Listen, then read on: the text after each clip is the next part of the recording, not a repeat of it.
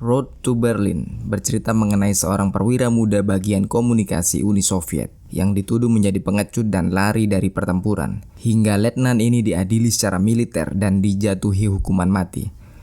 Namun mati rupanya tak semudah bayangannya, dengan berbagai situasi yang menghalangi proses eksekusinya, hingga letnan dan calon jagalnya ini terlibat petualangan melawan Nazi Jerman. Di suatu desa di Soviet, Front Selatan, tahun 1942, terjadi eksodus besar-besaran para penduduk yang kebanyakan orang tua, perempuan, dan anak-anak. Mereka semua berbondong-bondong mengungsi meninggalkan kediaman mereka demi menghindari kecamuk perang. Di tengah-tengah mereka melintaslah seorang serdadu muda mengendarai kuda putih. Doi bernama Letnan Sergei Ogarkov, seorang perwira bagian komunikasi Tentara Merah. Hingga tiba-tiba teriakan menyeruak mengumumkan serangan udara musuh. Panik menghantam warga.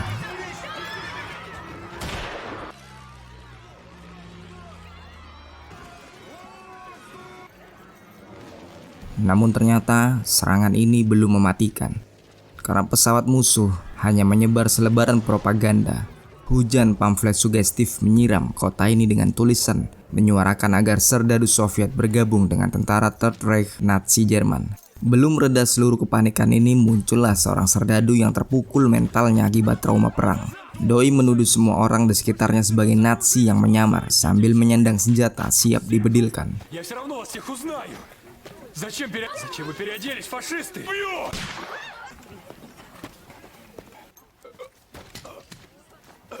Perwira yang jelas pangkatnya lebih tinggi dari Sergei ini menyalahkan Doi karena Sergei memiliki pistol tapi nggak mau menembak serdadu gila ini yang justru membahayakan banyak warga sipil.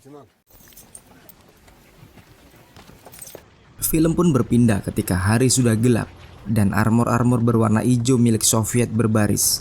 Di sebelahnya Sergei dan kawan-kawannya menerima briefing tempur.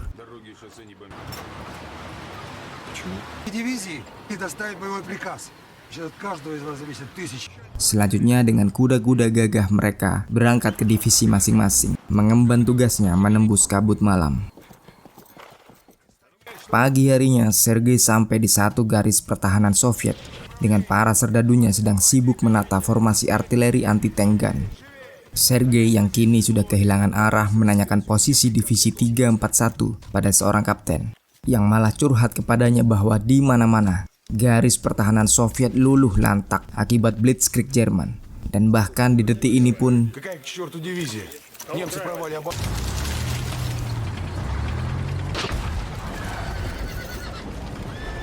armor-armor Nazi dengan gagahnya mengkonfrontasi dari seberang, terus merangsek tanpa merasakan balasan artileri Tentara Merah. Nasib yang sama diterima pula oleh Sergei yang terjatuh akibat kudanya merasa ketakutan.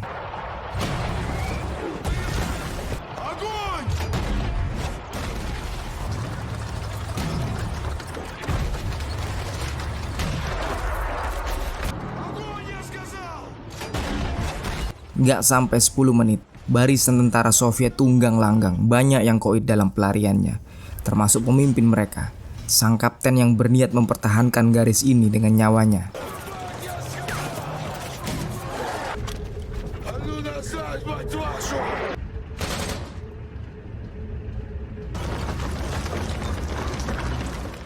Tank-tank Jerman terus melaju, pelan tapi pasti, menghancurkan desa ini.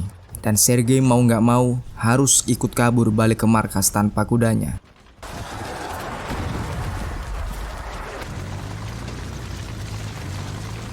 Dan di markas ini pula nasib Sergei ditentukan dalam sidang militer yang menuduhnya melakukan aksi kepengecutan serta tidak mampu menjalankan tugas menyampaikan pesan sebagai petugas komunikasi. Nggak hanya Sergei, pengadilan ini juga menghukum beberapa perwira lain yang kabur mundur dari garis pertahanan mereka. Dan siapa yang menyangka Sergei mendapat hukuman mati.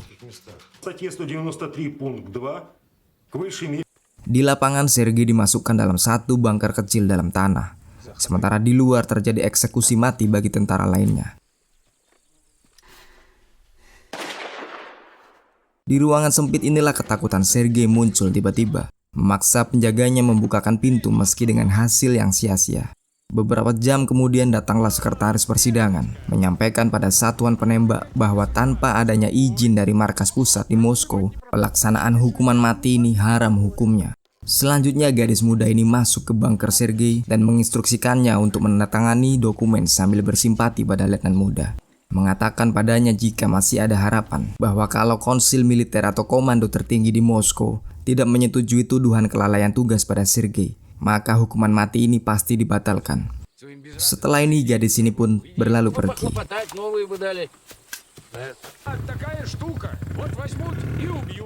Tapi selanjutnya penjaga bunker Sergei yang bernama Zurbaev ini menyaksikan sendiri bagaimana konvoi pasukan Jerman berbaris memasuki desa ini, lengkap dengan half-track yang mengangkut infanteri SS. Tanda bahaya sudah sedemikian dekat di desa ini. Hingga akhirnya Zurbaev memutuskan untuk menarik Sergei keluar dan menggiringnya berjalan di satu jalan kecil sampai tiba-tiba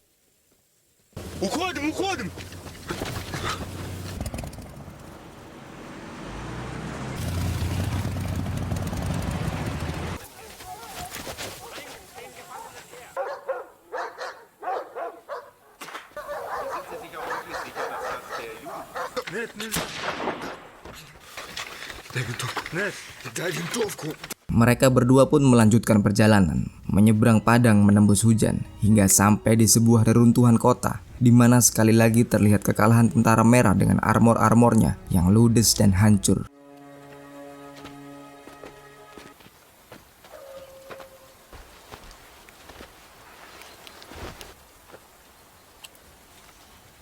Pemandangan ini mengantarkan keduanya menuju rawa untuk semakin menghindari dari jalan utama yang dilewati Nazi. Gak disangka di rawa penuh ilalang ini terdapat seorang anak kecil yang bersembunyi dengan sapinya. Yang berikutnya memutuskan untuk menolong Sergei dan Zurbaev dengan meninggalkan sapinya menuju seorang pilot tempur tentara merah yang terluka parah. Hingga malam harinya, Sergei bersama anak kecil ini pula menyiapkan sebuah rakit untuk menyeberang sungai Volga di depannya. Mereka melakukannya demi menyeberangkan pilot ini.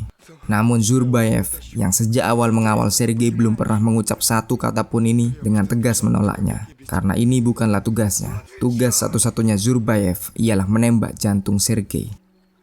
Hingga akhirnya Zurbaev membiarkan Sergei pergi sendirian, menuntun rakit ke seberang dengan pilot tersebut sampai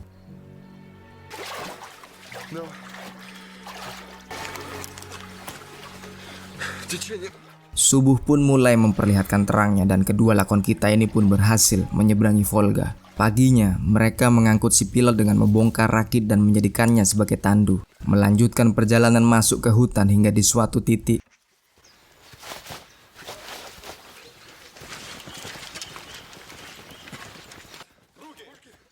maka bergabunglah Sergei dan Zurbaev dengan barisan ini menuju ke sebuah pos militer jauh di dalam hutan. Pilot pun akhirnya mendapatkan perawatan medis yang dibutuhkannya. Namun di satu sisi, Zurbaev dilarang keras untuk pergi bersama Sergei. Mengatakan bahwa di hari ini mereka akan menyerang musuh dan mayor tua ini membutuhkan semua pria yang bisa mengangkat senjata untuk ikutan bertempur. Mau nggak mau, calon mati dan jagalnya ini harus menaati perintah sang mayor. Seorang serdadu menghampiri Sergei, mengatakan jika sang pilot sudah sadar. Namun setelah doi mengetahui jika kakinya harus diamputasi karena lukanya, pilot tersebut memilih menembak kepalanya sendiri. Dengan situasi yang berubah drastis ini, Zurbaev mengizinkan Sergei untuk melengkapi dirinya dengan persenjataan, di mana Sergei langsung menuju ke area logistik untuk mengambil bedil dan peluru. Tanpa diketahui Zurbaev, Sergei yang menaruh simpati pada calon eksekutornya ini menukarkan jam tangan warisan kakeknya demi memberi sepatu baru untuk Zurbaev. Akhirnya panggilan bertempur pun diteriakkan. Semua serdadu layak beraksi segera berbaris keluar hutan, termasuk Zurbaev yang sudah memiliki sepatu barunya. Maka sampailah mereka di pinggir sebuah desa yang ditengarai diduduki oleh pasukan Nazi. Dan seperti taktik Soviet biasanya, serangan langsung dibuka dengan frontal dan war cry nyaring dengan tanpa atau minim taktik apapun.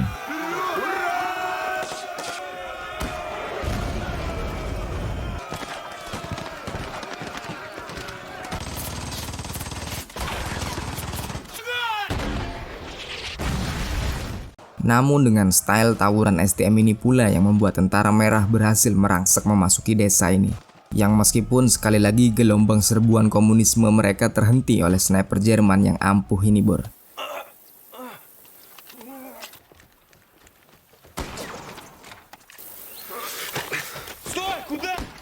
Sampai akhirnya letnan muda kita ini berlari solo menuju ke seberang dengan cerdik memanfaatkan spion dari motor Jerman, mencari tahu gerakan musuh dari refleksinya, sekaligus memberi kode pada Zurbaev yang tanpa ampun langsung membantai sniper yang bersembunyi ini.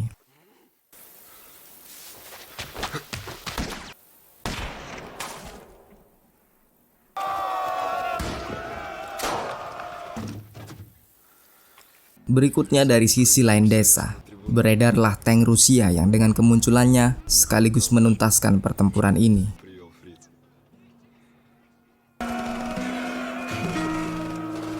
Спасибо. Крепко повоевали. Улыбаемся, улыбаемся. Приготовились. Внимание, назад.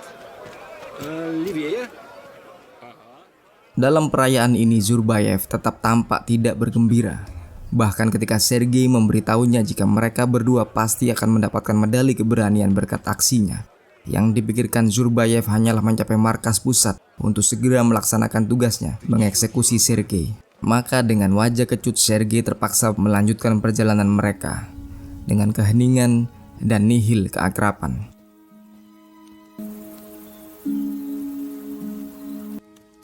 Malam harinya mereka tidur di ladang jerami dan Zurbaev memohon kepada Sergei untuk menuliskan sebuah surat kepada ibunya, hingga keduanya pun tertidur lelap. Paginya Sergei yang baru bangun tidur ini melihat bahwa calon jagalnya masih lelap seperti bayi. Dengan menilai ada kesempatan, mantan letnan ini pun melarikan diri. Namun setelah cukup jauh, Sergei nggak sampai hati dan malah memutuskan untuk membangunkan Zurbaev demi melanjutkan perjalanan mereka berdua. Siangnya sampailah mereka di suatu kota kecil di mana banyak para warganya menjadi pedagang dan bercampur baur dengan para serdadu. Dan di sebuah kantor militer setempat, Sergei sekali lagi diperlakukan seperti pesakitan yang selanjutnya digiring untuk dieksekusi bareng serdadu lainnya.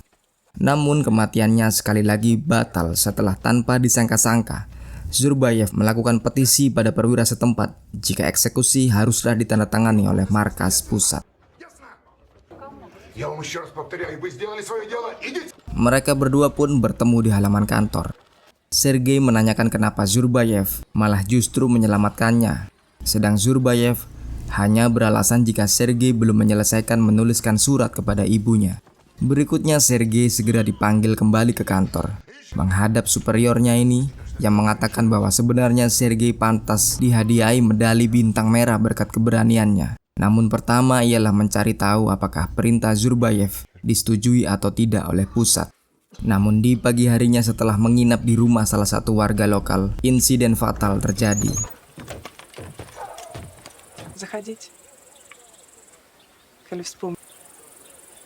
Спасибо вам.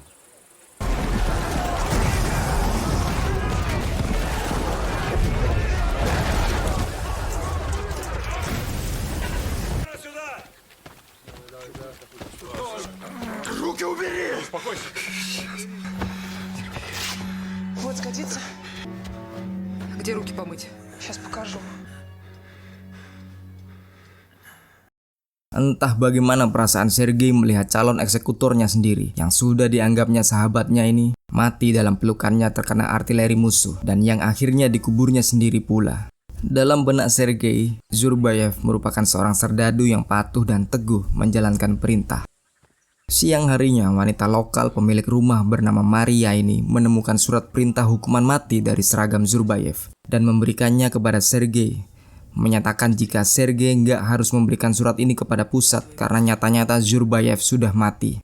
Namun sebaliknya Sergei bersikeras untuk memvalidasi perintah ini dengan berjalan menuju pusat. Maka berangkatlah doi hari ini juga menuju ke kematiannya sendiri, seorang diri, tanpa takut dan tanpa kegentaran di hatinya. Di suatu pangkalan militer, nasib baik akhirnya menghampiri Sergei, di mana doi bertemu dengan teman sesama petugas komunikasi yang bernama Nikolai. yang setelah mengetahui surat perintah Sergei memutuskan untuk mengintervensi dan rupanya ini berhasil meloloskan Sergei dari hukuman mati. Делали, не кипятись. Никто его еще не расстрелил. Sesudah ini film pun maju di tahun 1945 berlokasi di Jerman. Terlihat Sergei menaiki jeep yang berjalan menuju ke suatu area. Hingga sekali lagi setelah sekian lama kembali bertemu dengan Nikolai yang kini sudah menjadi kolonel, menghadiahi Sergei dengan sebuah koran sebelum berlalu pergi. Dan kabar heroik yang termuat di koran nasional Uni Soviet dengan gambar Sergei dan Zurbayev inilah yang menjadi akhir dari film ini. Nilai moralnya silakan kalian pikir sendiri dan tetap standby di jauh dekat film karena masih banyak film perang yang akan kita bahas. Wassalamualaikum, yuk bye.